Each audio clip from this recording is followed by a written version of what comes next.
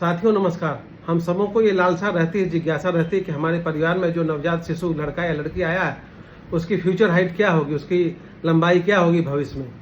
तो आइए उसका एक रफ कैलकुलेशन का आइडिया मैं आपको बताता हूँ कि जो भी बच्चा शिशु पैदा होता है तो उसको यदि कुपोषण नहीं हो, माल न्यूट्रिशन नहीं हो, उसको भरपूर पोषण हम लोग देते हैं। जो खाने की चीज़ें होती है, ताकत वाली चीज़ें हम लोग देते हैं, फैट प्रोटीन कार्बोहाइड्रेट सफिशिएंट मात्रा में हर एज पर उनको मिलती है।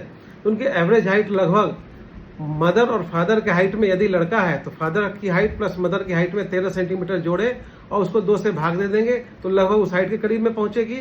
अगर बच्ची है तो उसके मदर की हाइट और फादर की हाइट दोनों को जोड़ के उसमें -13 सेंटीमीटर माइनस करेंगे और उसको 2 से भाग देंगे तो उसके बच्चे की जो फ्यूचर वाली हाइट है वो हम लगभग निकाल सकते हैं। यानी मिड पेरेंटल हाइट में 13 सेंटीमीटर जोड़ेंगे और उसको 2 से भाग देंगे तो लड़के की हाइट निकलेगी।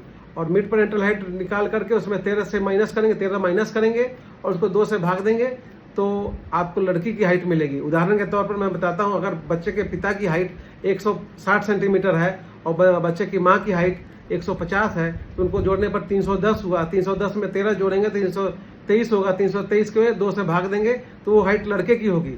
अगर लड़की की हाइट जोड़नी है तो अगर माँ पिता की यही हाइट 150 और 160 है तो उसमें भी 310 होगा। 310 में 13 हम माइनस करेंगे तो 297 में 2 से भाग देंगे तो वो सेंटीमीटर में बच्ची की हाइट निकलेगी। तो ये रफ आइडिया है, इसमें थोड़ा बहुत प्लस या माइनस हो सकता है। आज के लिए बहुत बहुत धन्यवाद।